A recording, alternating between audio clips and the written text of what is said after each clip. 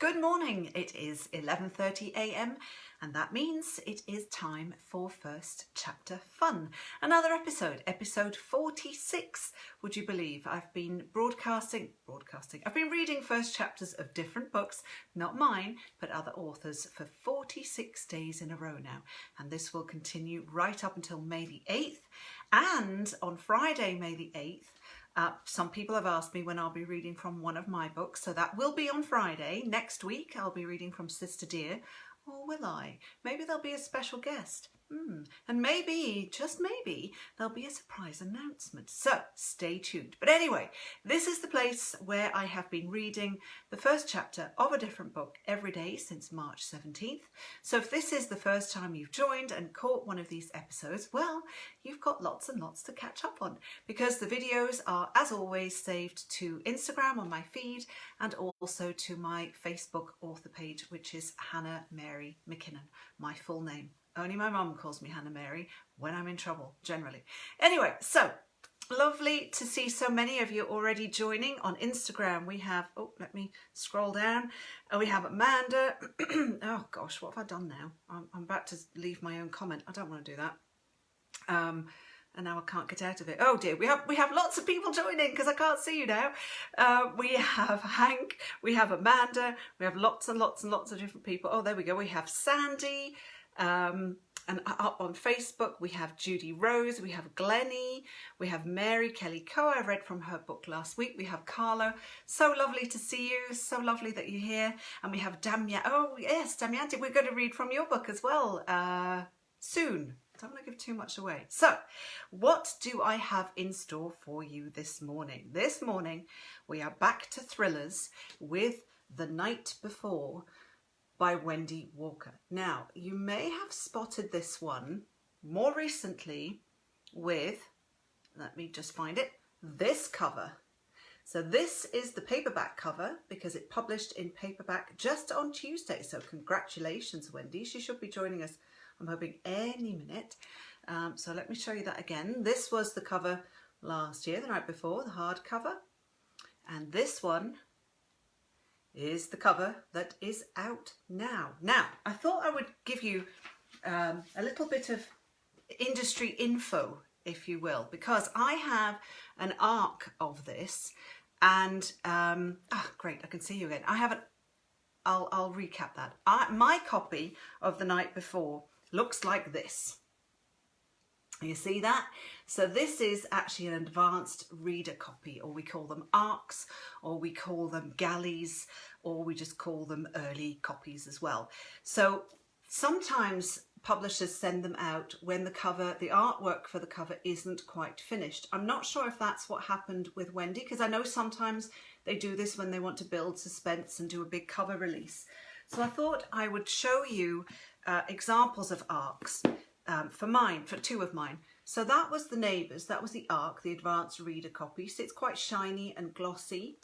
And this one was the finished copy. So they're very, very, very similar. Actually, not a lot changed. A couple of blurbs on the front, or a blurb on the front, but the tagline and everything stayed the same. Now, for Her Secret Son, my advanced reader copy was almost ready to go to be printed. And they went out, the publishers went out with a cover to get some feedback from industry professionals, and the feedback wasn't brilliant. They felt that it was a little boy on a swing, and it looked very ominous and kids in danger, and weren't sure that was what they wanted, that people would want to buy it, that buyers in bookshops would want to buy it. So they went back to the drawing board to change the cover, but they needed to print early reader copies. So for Her Secret Son, the ARC looks like that, with tons of blurbs, and the finished copy looks like that. So there you go. There's some insider info. Sometimes we get our early advanced reader copies, early copies or galleys without the finished cover, and then we get the finished ones with the finished cover. So there you go. Some insider info for you there. So back to today's book. So it's Wendy Walker's. I want to hold it up, but then you can't see it. You can't see much because it's white. So this is the paperback that just came out today. No, it didn't. It came out on Tuesday. I'm sorry.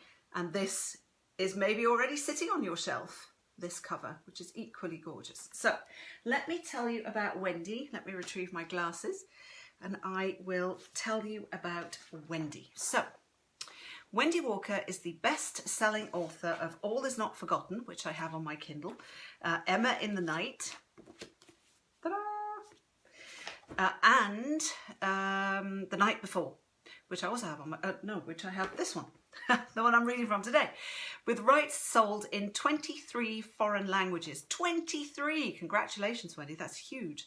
As well as options in film and TV. Her next thriller, ta-da, Don't Look For Me, will be published in September. And I'm just going to put a little bracket there.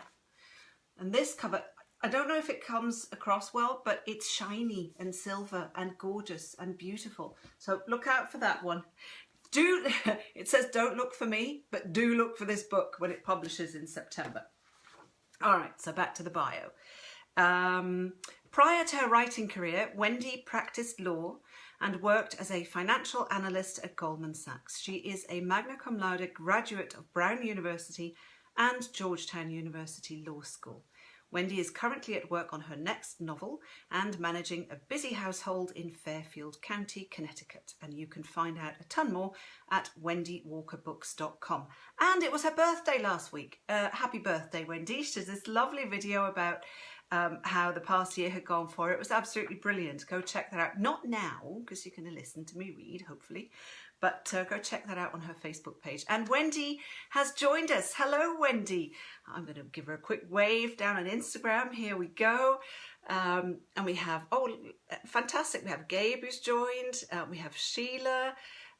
We have Hank Philippi Ryan and Dale and Heather. I read from Heather's books. Fantastic. What a great bunch. Oh, and Jennifer as well. What a great bunch of people this morning. So, if I didn't mention you, it's because there are so many comments. I would have to scroll down, so please don't think I've forgotten you or I'm ignoring you. Hello, everyone. There we go. That way it's covered. Okay, so let me show you those covers again for The Night Before. So this was the cover for the hardback, and this is the paperback which published this year. Isn't that gorgeous? It's absolutely stunning. I love it. I love them both. Blue is my favourite colour. There's a story there. I won't bore you why, but there you go. All right, so I will now read you the back cover copy for The Night Before, which is out now in hardcover and paperback. Riveting and compulsive, national best-selling author Wendy Walker's The Night Before takes you to deep, dark places few thrillers dare to go, as two sisters uncover long-buried secrets when an internet date spirals out of control. Laura Lochner has never been lucky in love. She falls too hard and too fast, always choosing the wrong men. Devastated by the end of her last relationship, she fled her Wall Street job and New York City apartment for her sister's home in the Connecticut suburb where they both grew up. Though still haunted by the tragedy that's defined her entire life, Laura is determined to take one more chance on love with a man she's met on an internet dating site. Rosie Ferro has spent most of her life worrying about her troubled sister. Fearless but fragile, Laura has always walked an emotional tightrope, and Rosie has always been there to catch her. Laura's return, under mysterious circumstances, has cast a shadow over Rosie's peaceful life with her husband and young son, a shadow that grows darker as Laura leaves the house for her blind date. When Laura doesn't return home the following morning, Rosie fears the worst. She's not responding to calls or texts, and she's left no information about the man she planned to meet. As Rosie begins a desperate search to find her sister, she's not just worried about what this man might have done to Laura. She's worried about what Laura may have done to him. And I know what happens, but I'm not going to tell you. We have Heather who just said, I just discovered Wendy Walker a couple of weeks ago and she's amazing. Reading my second one now. She is, I agree, she's wonderful. She's brilliant.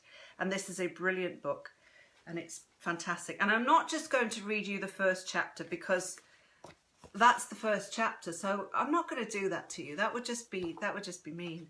So I'll read you the first chapter and a few pages of the second one. And I'm going to show you the cover again, just for those of you who just joined. Today's book, The Night Before by Wendy Walker, paperback, came out this week, and in hardcover. There we go. All right. So this is The Night Before by Wendy Walker. Chapter 1. Laura Lochner, session number 1, 4 months ago, New York City. Laura, I don't know if this is a good idea. Dr. Brody, it's up to you, Laura.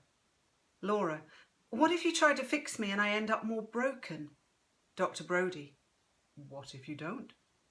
Laura, I'm scared to go back there, to the past, to that night in the woods. A piece is still missing. Dr. Brody, it's up to you. Only you can decide. Laura, it was in my hand, the weapon that killed him, but that night didn't change me. That night made me see what I've always been. Dr. Brody, then let's start there. Tell me about the girl you've always been. Chapter 2. Laura, present day, Thursday, 7 p.m, Branston, Connecticut. Lipstick, cherry red. I choose the colour because it's bright and cheerful. It's optimism in a tube. And that's exactly what I need tonight.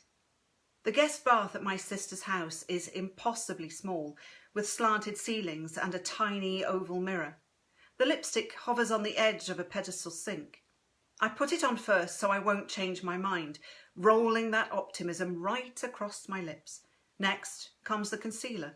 2 stripes under my brown eyes, and the dark circles from weeks of insomnia disappear. Rose blush colours cheeks that have not seen the sun for far too long.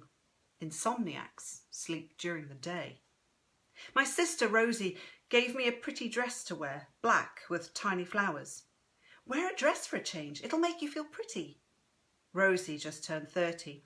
She has a husband and a toddler, Joe and Mason. They have a house in the hills of Branston, 6 miles from downtown, and 1 mile from the place where all of this started, the street where we grew up, Red Oak Lane.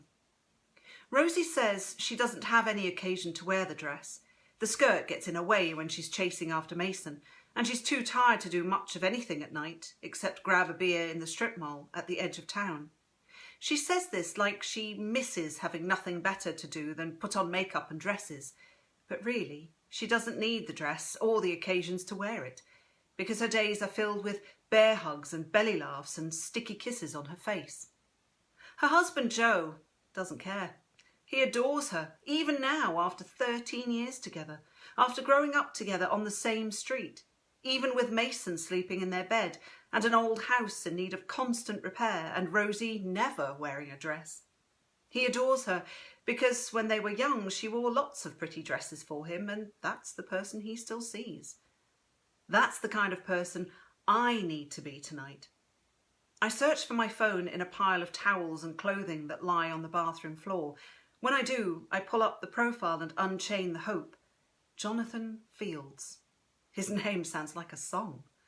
Jonathan Fields. I found him on a dating website called findlove.com, an actual website. The name says everything about it. Jonathan Fields is 40. His wife left him a year ago because she couldn't get pregnant. She kept their house. He drives a black BMW. That's what he told me. Jonathan Fields spoke to me on the phone. He said he didn't like emails or texting because it was too impersonal.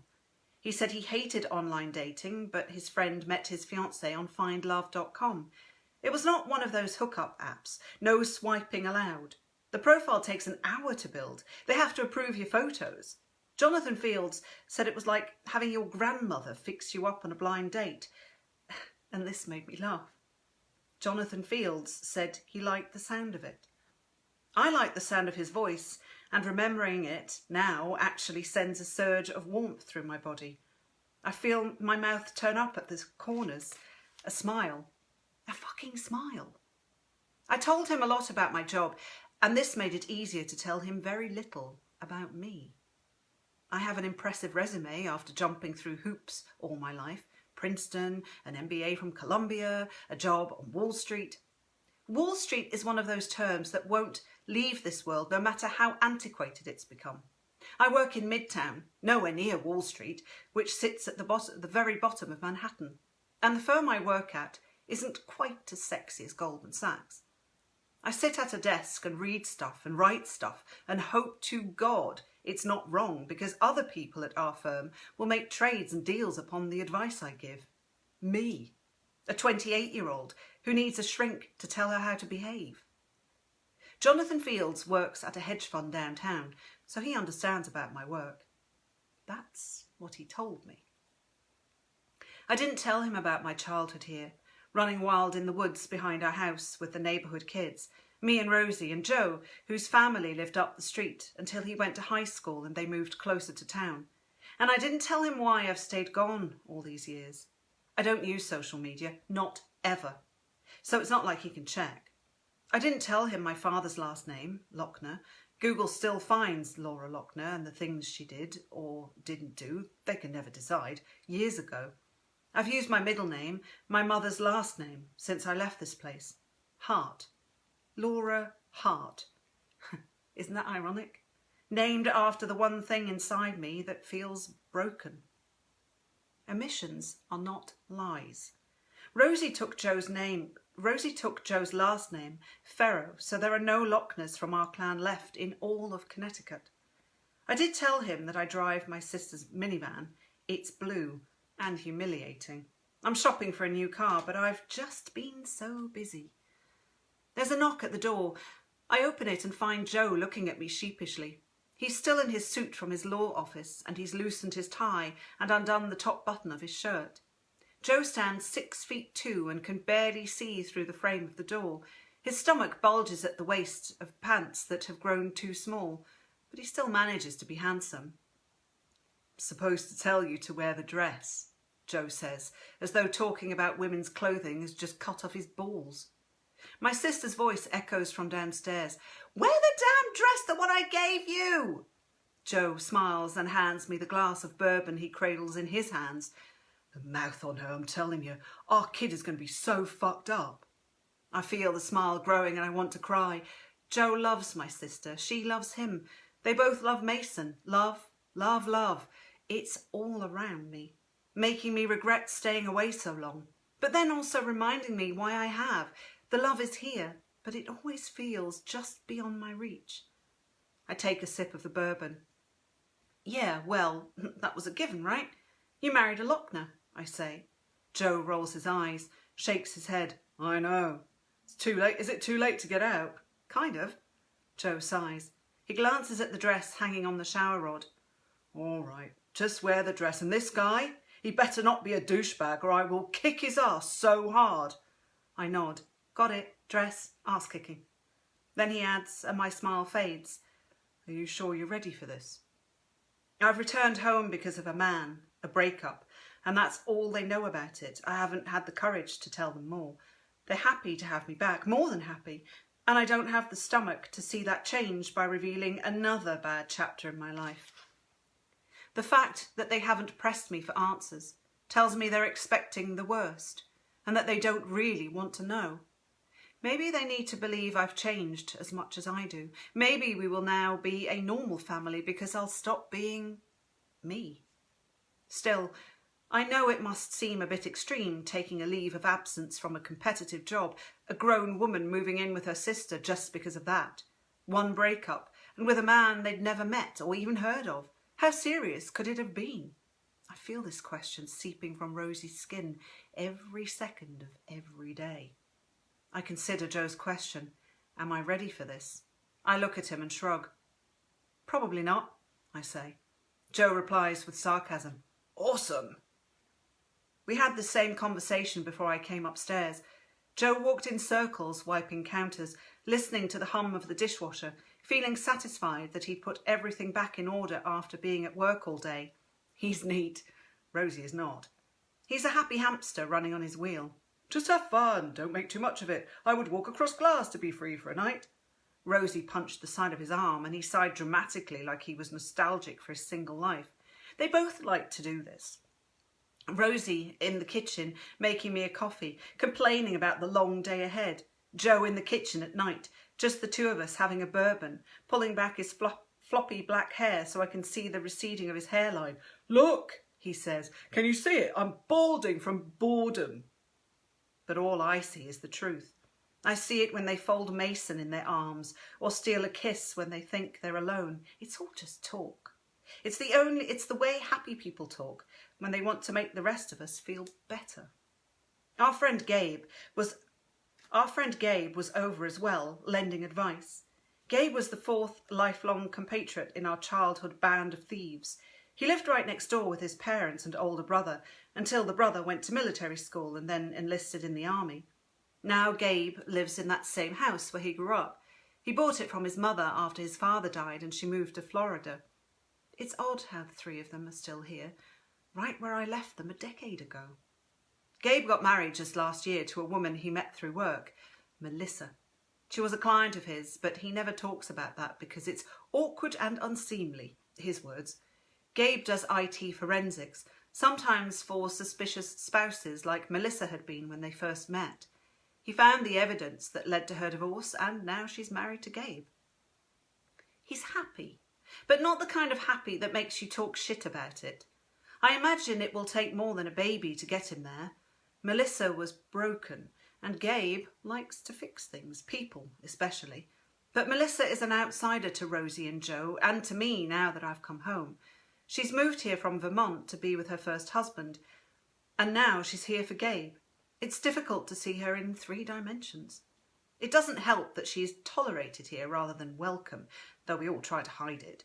She's tall and stick thin, and that makes Rosie feel short and fat, even at 5'4" and 130 pounds.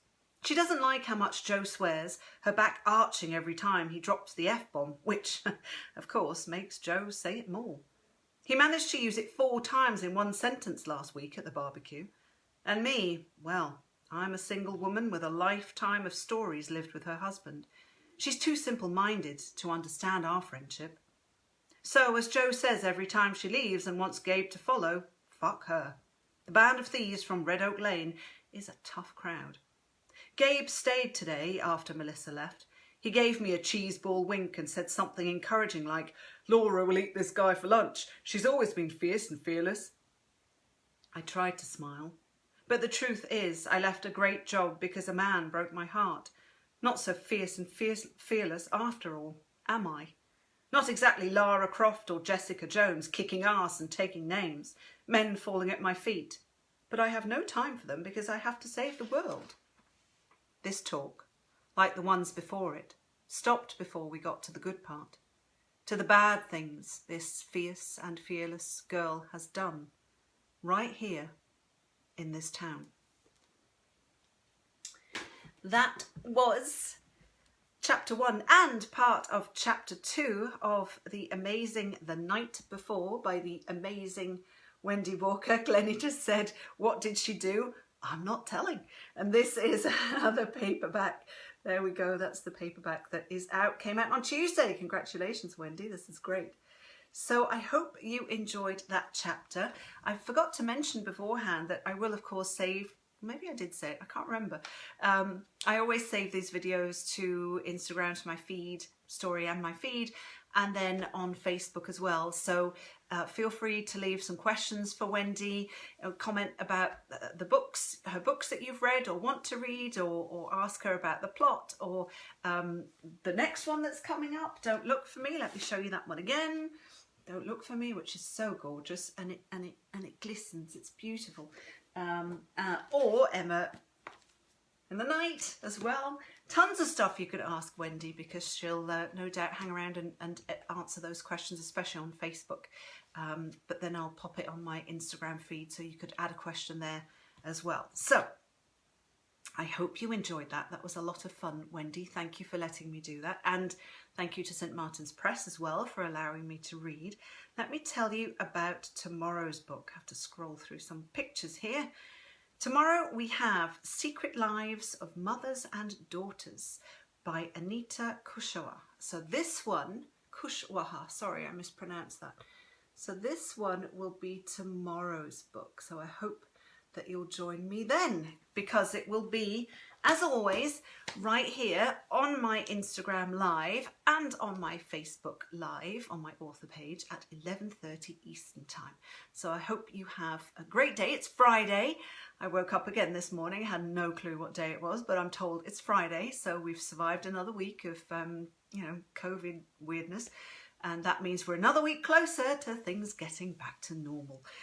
So I hope you have a wonderful day, a wonderful afternoon, a wonderful evening, or wonderful whatever it is. And I hope that I will see you tomorrow. So until then, please, as always, stay safe, stay kind, and I'll see you tomorrow. Thank you for watching.